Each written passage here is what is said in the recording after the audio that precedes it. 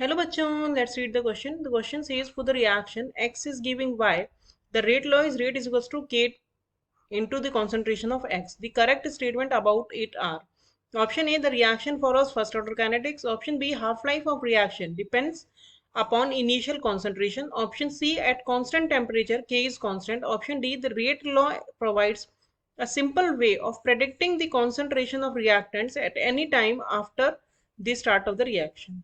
So first of all, let us take the key concept of the question. The key concept of this question is that for first order reaction, rate is equals to K then the reactant और उसका power होगा 1.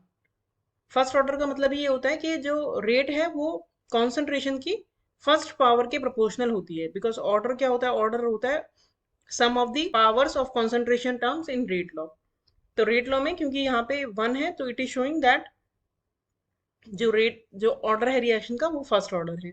और first order के लिए जो के होता है यानी कि रेट कांस्टेंट वो होता है 2.303 बाय टी लॉग R0 यानी initial concentration of the reactant divided by R यानी कि concentration of the reactant eight time T. अब अगर हम इस क्वेश्चन का कंप्लीट सॉल्यूशन देखें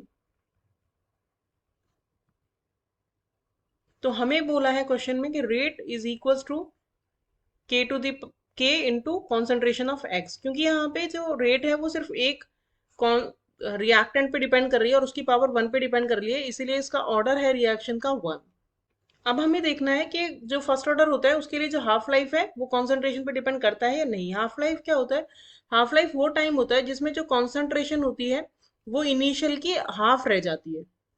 तो यानी कि R concentration at time T is equals to R0/2. तो अब अगर हम जो हमें क्वेश्चन में हमने की कॉन्सेप्ट में देखा था जो रेट कांस्टेंट होता है फर्स्ट ऑर्डर रिएक्शन का 2.303 बाय टी, तो टी हमने यहाँ पे टी हाफ रख लिया है log concentration initial concentration divided by concentration at time T. Time T पे अब कॉन्सेंट्रेशन हमारी इनिशियल की हाफ हो गई है.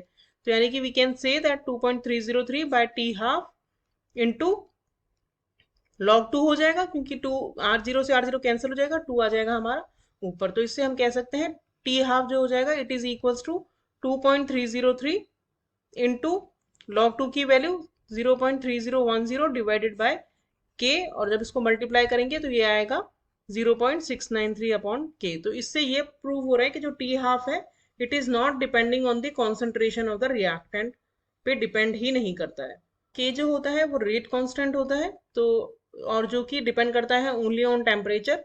तो इसीलिए टेम्परेचर अगर हमारा कांस्टेंट है तो रेट कांस्टेंट की वैल्यू भी कांस्टेंट ही रहती है. और डी अगर ऑप्शन को हम देखें तो यहाँ पे हमारा रेट लॉ क्या है? रेट इज इक्वल्स टू के इंटू कॉन्सेंट्रेशन ऑफ एक्स. तो एक बार हमें रेट कांस्टेंट की वैल्यू पता लग जाए तो उसके बाद हम किसी भी पॉइंट पे कॉन्सेंट्रेशन निकाल सकते हैं रेट डिवाइडेड बाय के करके. तो यानी कि ऑप्शन डी जो हो गया वो हमारा करेक्ट हो गया. तो हम देखें कौन कौन से ऑप्शन हमारे करेक्ट हैं. ऑप्शन ए हमारा करेक्ट है, the reaction follows first order kinetics. Option B हमारा गलत है क्योंकि हाफ लाइफ जो है that is independent of the initial concentration. Constant temperature पे के कांस्टेंट रहेगा, ये भी करेक्ट है. And rate law provides a simple way to predicting concentration of reactants at any time after the start of reaction, ये भी correct है. तो हमारे करेक्ट ऑप्शंस हो गए A, C and D. Hope you understood the solution well. Thank you.